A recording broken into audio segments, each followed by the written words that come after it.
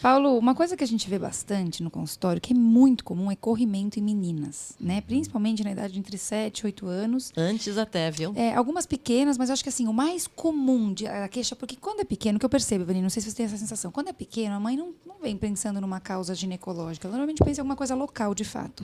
Quando a criança tem 7, 8 anos, a mãe já se preocupa mais. Ai, doutora, é algum sinal de puberdade? É alguma infecção? O que eu tenho que fazer? A mãe começa Não, é sujeira mesmo. a mãe começa a ter um olhar mais para alguma atuação ginecológica, né? Então é o que eu percebo, enfim. E aí eu queria ouvir de você, o que leva a esse corrimento? Eu queria só fazer uma parte, Carol. Eu vejo o seguinte, entrou na escola, começa a dar essa história. Porque sabe o que acontece? Eu vou esperar o Paulo falar, mas eu tenho uma teoria.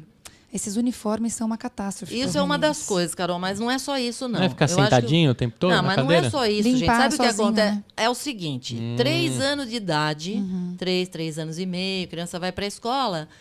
E aí, Gustavo, é o seguinte, ninguém seca a criança, ninguém vai no banheiro para secar. Ah, quando é cocô, limpa, quando é xixi, não limpa. Pensa, a criança que se seca, resultado... Catástrofe. Fica tudo vermelho. Por isso que minha mãe falava, não sabe nem limpar o seu bumbum, Gustavo. Você acha que você vai fazer alguma coisa? É verdade, Gustavo. Na verdade, você já deram até um spoiler sobre o assunto. Ah, então vai. Vai lá. Não, porque assim, quase 70% dos casos em que, ou até mais, que as mães levam as crianças no consultório é por corrimento. Corrimento. O que eu vejo, por exemplo, paciente minha, é muito comum, paciente cujo parto eu fiz, ela vem passar a perguntar alguma coisa nesse sentido. Tá? É algo bem prevalente mesmo, tá certo? E está, sim, associado a essa parte de higiene local. Tá? Existem, geralmente, tanto que a gente fala que pode ser uma infecção específica, que é a menor proporção, que é quando você tem um germe específico, tricomonas, quando você tem uma cândida, quer dizer, um fungo, tá? Mas a grande maioria, tipo 70% sim, são coliformes, tá? Que tem a ver claramente com a higiene. Aí vem tudo aquilo. A famosa E. coli. Não se limpar direito, de trás para frente, aquele negócio todo, de não vai no banheiro. É muito comum, por exemplo, aquela irritação que tem. A criança, quando faz xixi, não faz afasta bem a perna, fica tudo úmido aquela região, irritada. Aí faz cocô, não se limpa direito. E aí sempre leva aquilo para frente, na realidade, tá certo? Então, a causa mais comum, de fato, são coliformes, sim. É de origem higiênica, agora tem fatores que favorecem isso, quer dizer, aquela porque a roupa nem irritada. todas as crianças têm.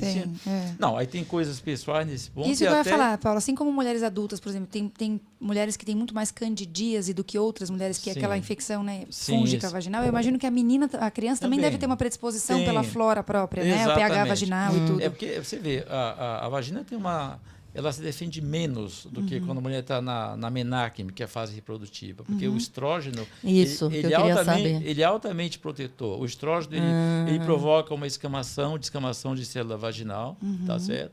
E ele resumindo, favorece aquelas bactérias se alimentarem do glicogênio que está ali e formar o ácido lático. Ou seja, a acidez vaginal fisiológica na mulher, tá, é muito influenciada pelo estrógeno. Tanto que, por esse motivo, há uma tendência a ter uma flora muito específica na menarquia. Na criança não tem, o tecido vaginal é mais fininho, se defende muito pouco, tá? E não tem uma acidez para proteger de certos patógenos. O que vai acontecer lá na frente, quando entra na menopausa. Então, eu vou pegar esse gancho, que é o seguinte. Uma vez, eu tinha uma paciente que tinha muitas vezes corrimento. Não é possível, gente. Pô, já tinha falado muito como é que limpava. Coitada da menina também. Não é possível que ela não conseguisse limpar. E aí, eu fiz uma vez um levantamento sobre isso, que eu tinha que dar uma solução, né?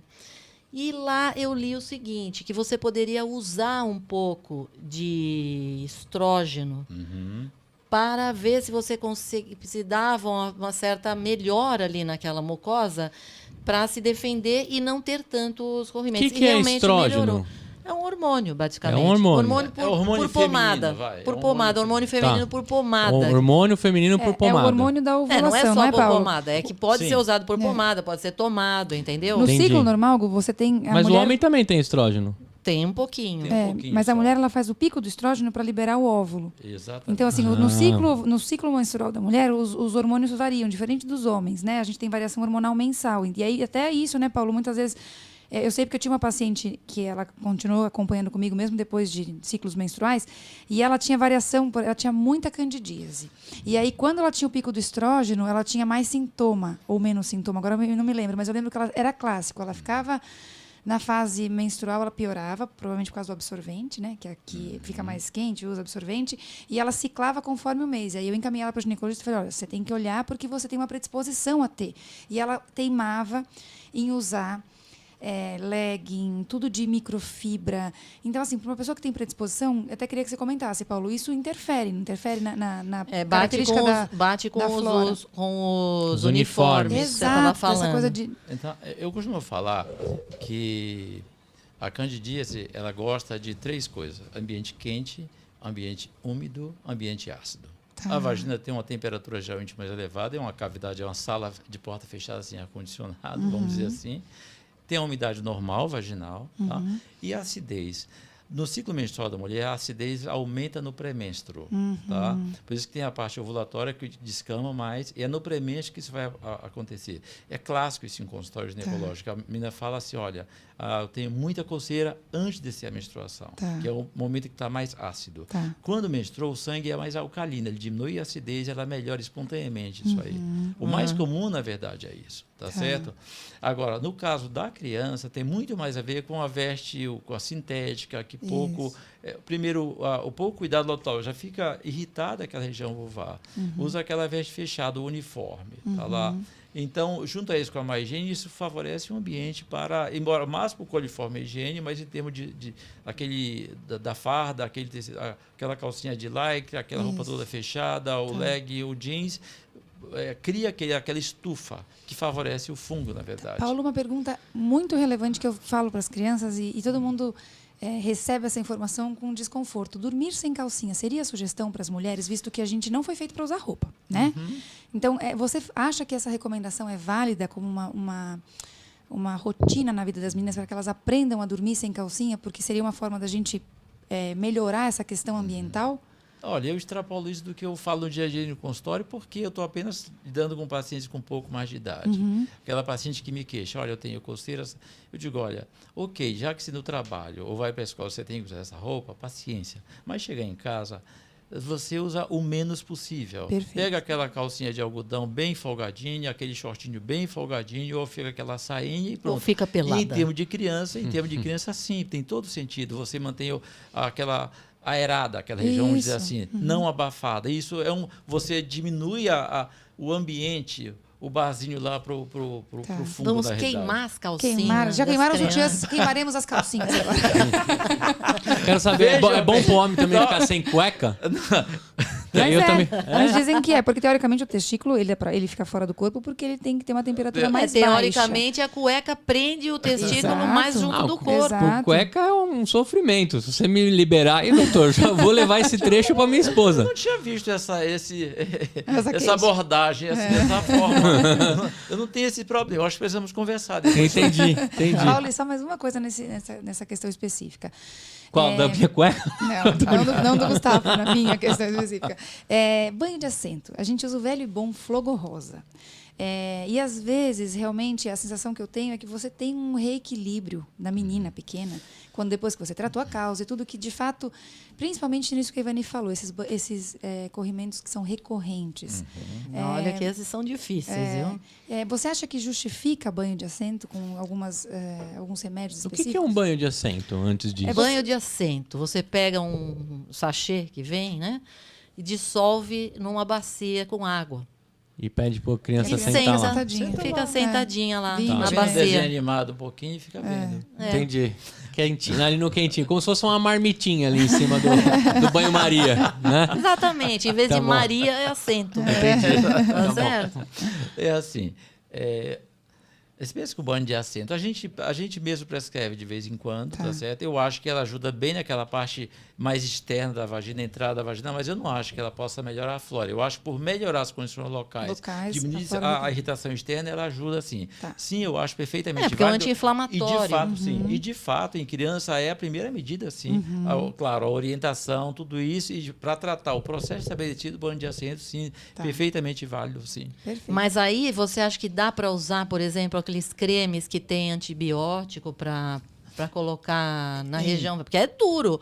Porque pensa, é uma vulvovaginite, se tem uma infecção lá dentro da vagina, e aí, gente, como é que você faz? Você tem o ímen ali. Isso que eu ia falar, a gente está perguntando isso porque a maioria dos remédios ginecológicos, né, falando com o Gustavo e com o público leigo, vem com um aplicador, né Paulo? Então, você tem que introduzir o remédio na parte interna da vagina, visto que a infecção está lá. Na criança, lógico que você não pode fazer isso. A criança tem o ímen íntegro, a vagina é menor.